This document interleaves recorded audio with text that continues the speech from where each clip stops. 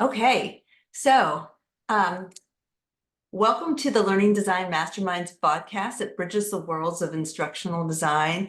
And today we're going to talk about the various sectors of instructional design. So I'm Sherry Conklin, and I'm your host. And with me, I have Dr. Daisy Bajeto, our co-host. And I'm thrilled to be your guide as we explore this exciting intersection of how instructional design can be done in all these sectors. So here with us today is Nikki Strawn, who is an MIT alumnus. And so, Nikki, could you go ahead and tell us more about your background and work experience in these various sectors? Yeah, absolutely. So I started off as a teacher, so former teachers, woo woo. And I got into instructional design right before the mad dash from former teachers. And I taught for about 12 years in high school. And at some point, I realized I needed a career with a little more mobility and higher pay. So I went to grad school at UNCW, actually in the MIT program, and got my instructional design degree. And from there, I worked at a university, a mid-sized public university, for about 3 to 4 years. And then next, after that, I moved to a corporate training company. They provided training for corporations, and mainly their clients were pharma and life science organizations. And I did that for about a year and a half. And then I started contracting. So I stayed contracting with the life science organizations and pharma companies, but I also got into a contract with a government position with the state of Florida, and did that position for about a year and a half as well. Most contracts last about a year to year and a half. Sometimes you can renew, and then from there, I continued just to contract. I was contracting mainly in those two sectors, government and pharma. And then I decided I wanted to get a full-time position just for the benefits purpose. So now I am full-time back in higher ed. However, I'm in private for-profit higher ed, which is a different sector than public, and I could talk about that for days, the differences in there. But and I'm still contracting on the side with pharma and government as well. So kind of a hodgepodge of all. And I've been full-time, contract, part-time, and in between with all the different sectors. You have such a breadth of experience and such a diverse background in the last, what's it, 15 years or so. So I think it's awesome that you have all this experience that you can talk about, because a lot of times people aren't sure which sector they want to go into. So could you tell us more about the differences of working in each of these different arenas? Yeah, and that's kind of where I was when I graduated from the MIT program. I wasn't sure which sector I wanted to go into. I knew I had been in public education for forever. I was a teacher there, and then I transitioned into instructional design and higher education. And so I knew at some point I wanted to branch out to see what the different sectors were about. And it was a tough decision to make, because one of the main differences you're going to see when you transition from public education to like a corporate setting is your audience and stakeholders are completely different. So you have in higher education, you're focusing a lot on like learners, faculty, students, learning objectives. Those are kind of the buzzwords you're going to hear. When you go into corporate, it's more like sales training, key performance indicators, return on investment. So you're changing a lot of that language. And for me, coming from teaching, I was very comfortable with the kind of business side of higher education. And it took me a little while to get my feet in kind of the corporate lingo and understanding the difference in the stakeholders, the language, and then just also kind of the culture within that. But you'll see a lot of overlap as well, like when you start to understand that, like, okay, the sales journey is the equivalent to what we would call the learner's journey in higher ed. So you kind of can start to see some overlap in those things. But one of the key differences that I'll start talking about is your SMEs in each of your subject matter experts. So in each sector, you're obviously going to have subject matter experts that you work in. With higher ed, your subject matter experts are often faculty who work at that university, and they have more influence and decision-making responsibilities within the IB process that you're working in. Typically, you might find some initiatives or programs where this isn't the case, but typically when you're working in higher ed, you're working with a faculty member to design a course. And that faculty member has more influence and decision making over what happens in that course than necessarily the instructional designer does. The instructional designer there is to kind of coach, guide, collaborate, and consult on that process. But ultimately, in higher ed, the SME kind of has the final say on what that end product, the final decisions made in that end product. With corporate, and also in higher ed, you're typically given a SME. Like, it's not hard to find SMEs because it's like, oh, this faculty needs a course. He or she needs an instructional designer to collaborate with, so you have your SME. In corporate, you're jumping into a world of just fast-paced, everybody's busy. So SMEs are like Ahab's white well. They come and go, and you're trying so hard to lock them down. They're so busy. They have very limited access. And everything is so fast in corporate that, things are needed yesterday, not just today, things are needed yesterday. So you're constantly trying to work at a faster pace and accommodate for the SME's schedule. And so when you have time with a SME in the corporate setting, you have to make the most of that time right then and there. You have to get right down to business, which is kind of hard because in all three of these settings, they don't exactly know what instructional designers do. In all three settings, you always have to establish what an instructional designer is, what your role is, and what value you can bring.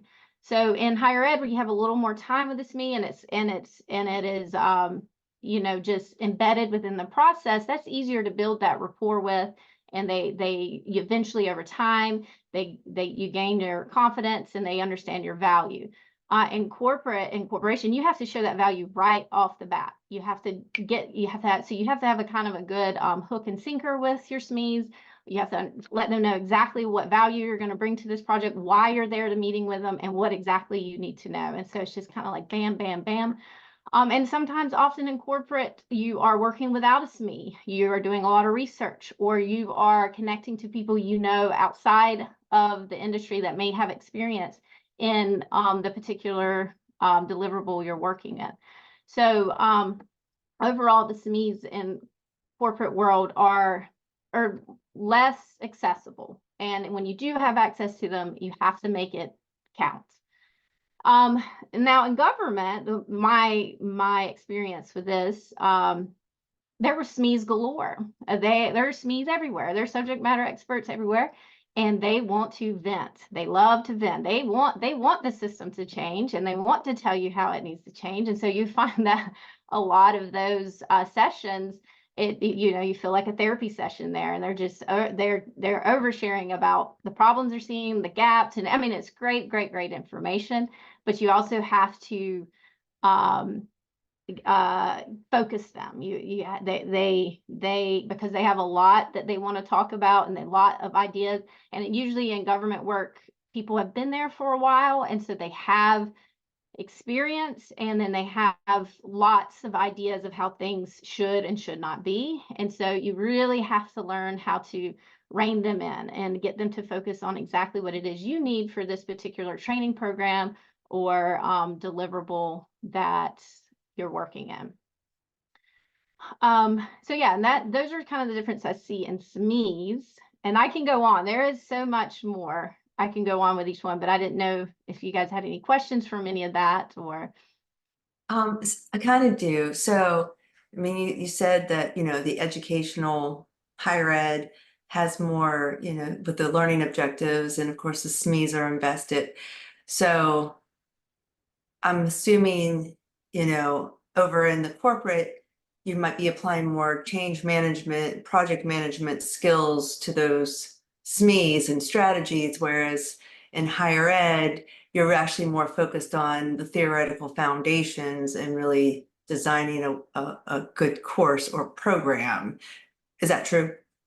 Correct. Yes, it's a very good insight. So in higher ed, you're typically, your goal is to try to get the faculty SME to think more pedagogically. How can we think pedagogically about the content that we're teaching? And so you are influencing some of the underlying theories and practices that they're putting and instructional strategies they're putting in their course by showing that pedagogical value.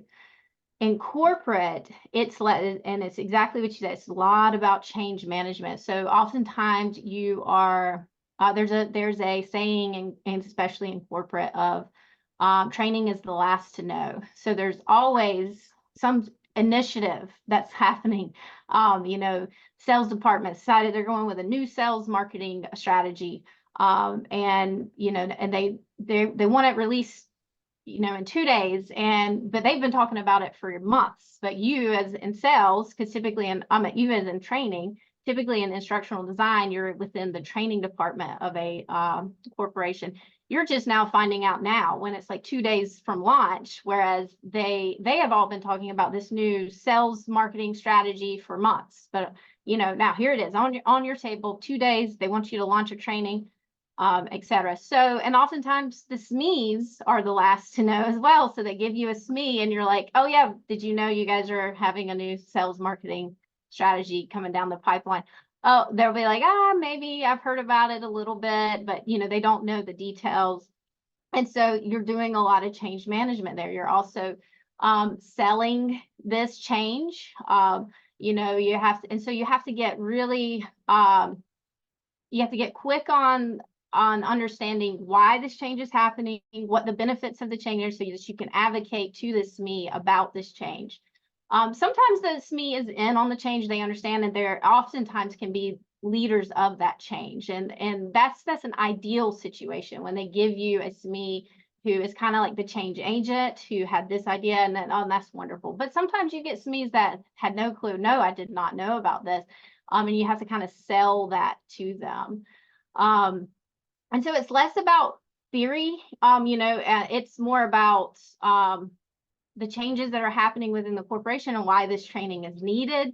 And then just getting to the crux of what it is about their expertise that you need to know to make this training happen. You're in corporate world, it's you're not bringing in, you're always trying to figure out a way to change your language to match the language of the SME, not bringing in pedagogy and theory and instructional design lingo. That stuff's just going to go there. They just don't have time for that. So you have to really figure out how to change your language to their language to get what it is that you need. And you're doing some of that change management there. And you see that too in government as well. You're acting as that change agent in these training initiatives in the government world. But typically, at least in my experience in government, this change has been long heard of. And there's actually kind of like a denial that this change is happening. They're like, oh, this again? Yeah, like this was supposed to happen 10 years ago is what they'll tell you. And so there's kind of like a lack of trust in that this is actually going to happen.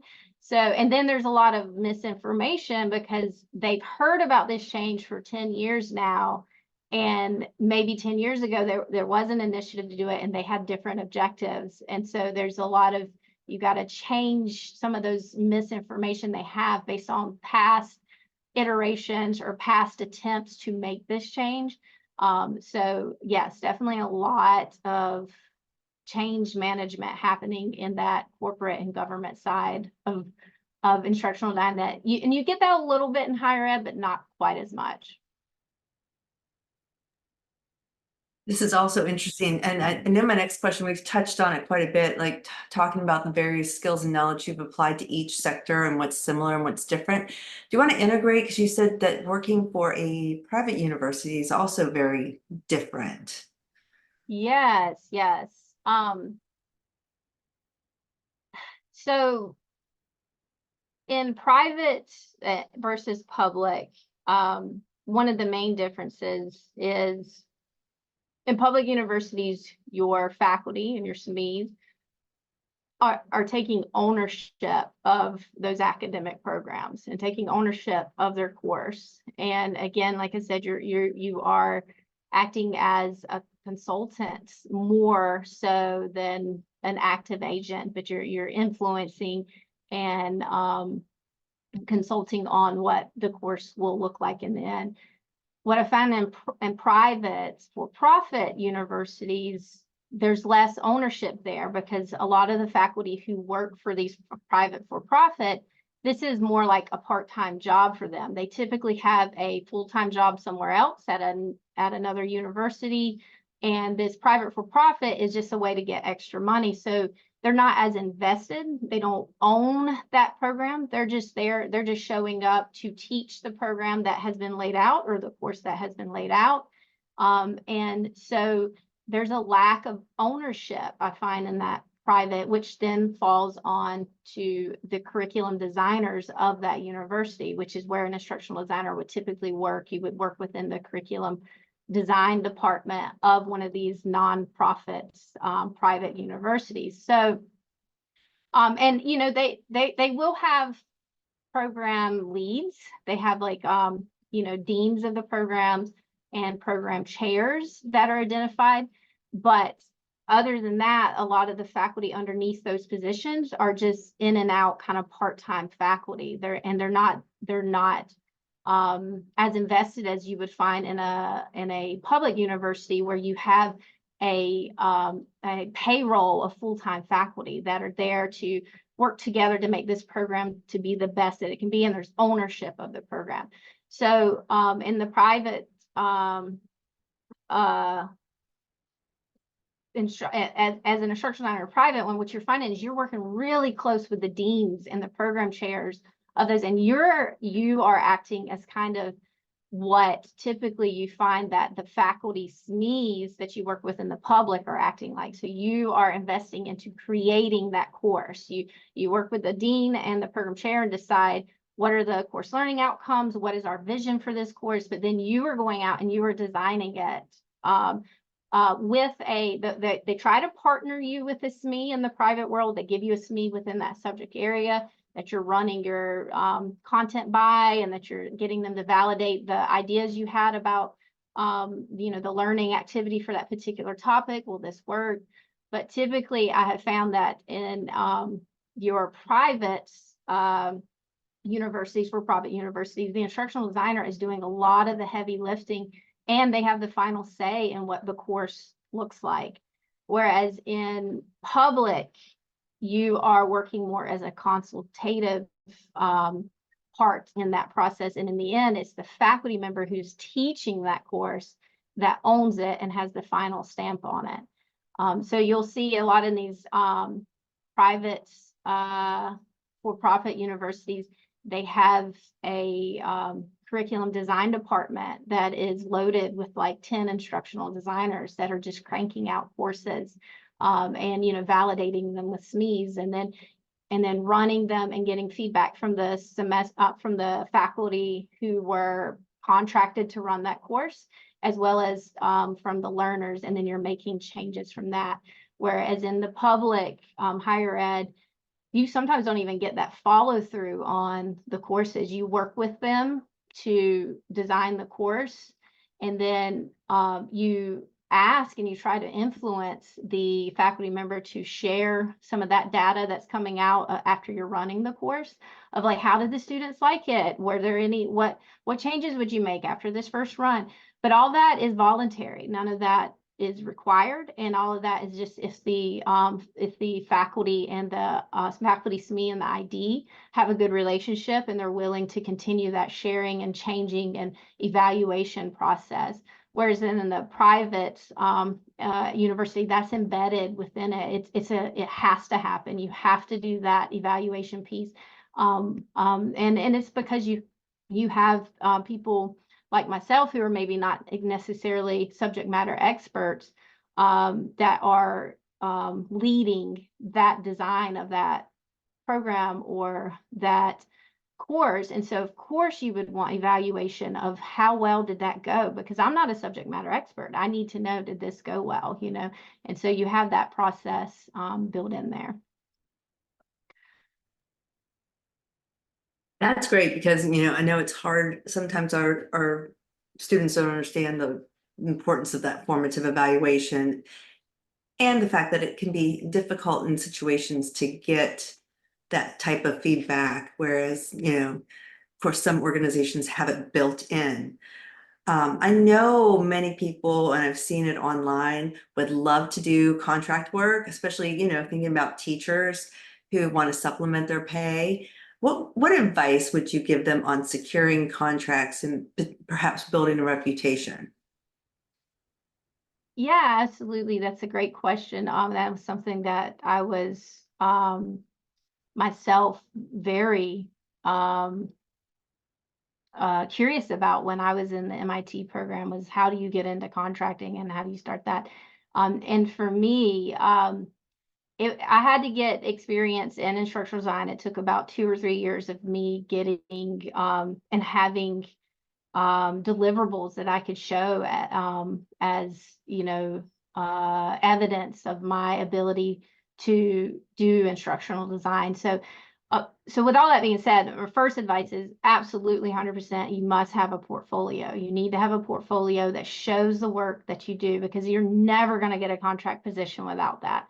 They want to see that the different aspects of instructional design. So putting everything in that portfolio that shows not only your skill set in the different technology tools, that's great, those are great, but you also want to show your skill set in the different phases of instructional design. So analysis, design, development, implementation, evaluation, and you don't have to have full blown out projects from start to finish in there, but sections of those projects that highlight your ability to, an evaluation phase. We were in the evaluation phase of this project, and this is what we did for evaluating, same thing for implementation, et cetera. But so yes, you have to have, and so in order to have that, typically you have to have about 2 to 3 years of instructional design experience somewhere so that you have a solid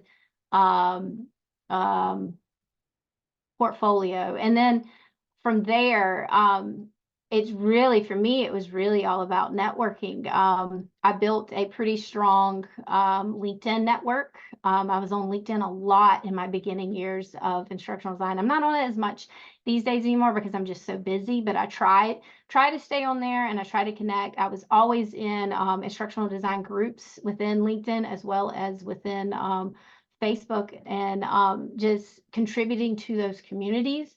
And you start to build a reputation within those. And then also with the people that I actually actively worked with, when they could see the quality of the work I was producing and my outputs, it was just word of mouth. People would say, oh, I know someone that would be great at this job. And next thing you know, I'm getting phone calls of, hey, someone would love for you to do X, Y, and Z. I showed them how you did this for our organization. They would love for you to do that. And so once you build that network and then you build that reputation with your quality work, I have found that they're coming to you more than you having to actively seek those contract positions. But you can seek them. And there was a point in time when I was unemployed full time. So I had to seek those positions. I had to keep something rolling at all times. And I used Indeed.com. That was like the best one. I changed up my parameters Indeed.com to put that I was seeking contract work in instructional design. I was really careful about the keywords that I chose to put in there so that it would match up. And I still get them because I still subscribe to the Indeed email that it sends me weekly of contract positions that come up in instructional design. And they range from, 3 to 6 months positions to year and a half position, to some positions that will start you contract and then they'll transition you to full time if everything goes well. And so there are tons of contract positions out there that you can look for and apply to on on those platforms, but I definitely recommend having a strong portfolio to show for that and building a network. That is wonderful advice. I really appreciate it. And this is the last question because I know we're coming up on time, but you'd mentioned tools and best practices for remote instructional design teams. Can you touch on that and tell us how you do Yeah, that? for sure. So my work in instructional design up maybe except for my first 2.5 years, I was in person, 2.5 years in person, and then the pandemic hit and we all went remote.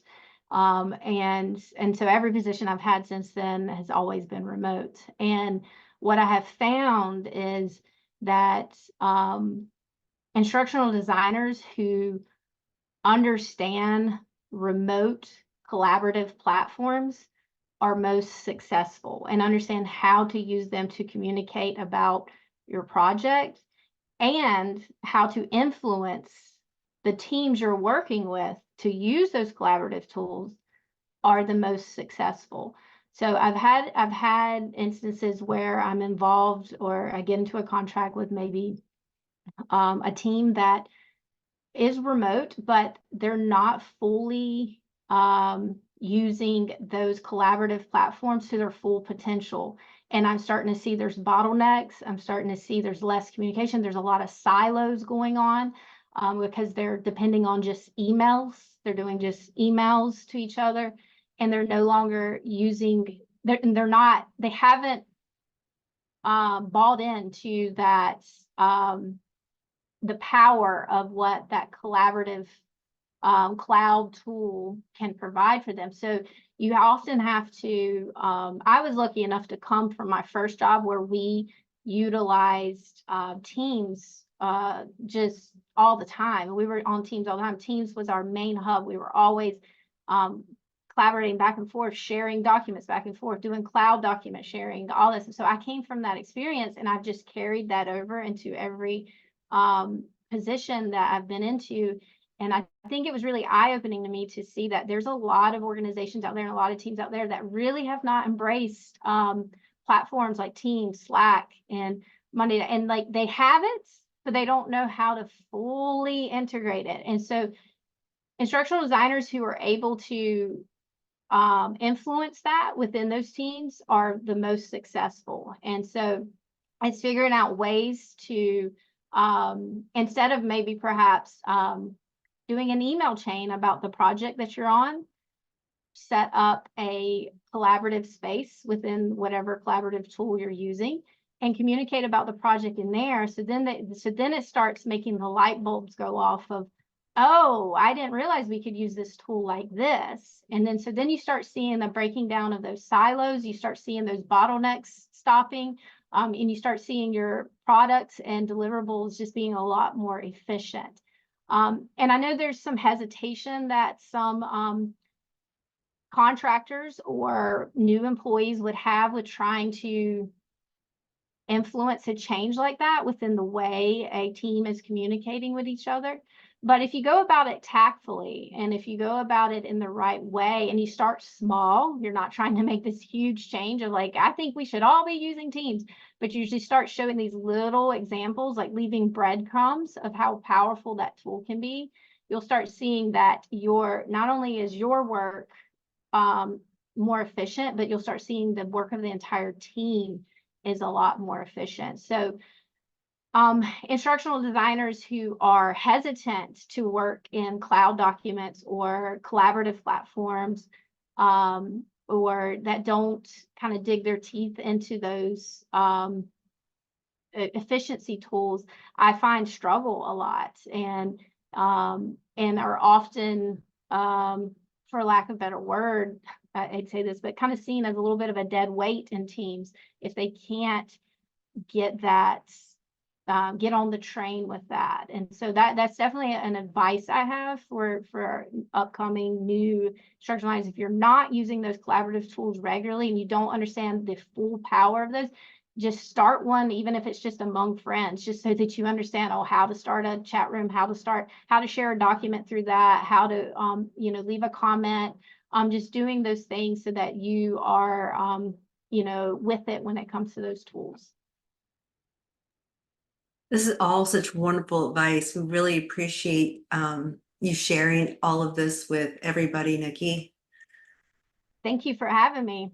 I could Yes, talk forever and ever. There's so much more, but I can imagine. I can imagine. So with that, we're going to conclude this segment. And again, thank you to Nikki and Daisy Barreto for being here. And we hope you enjoy this latest podcast.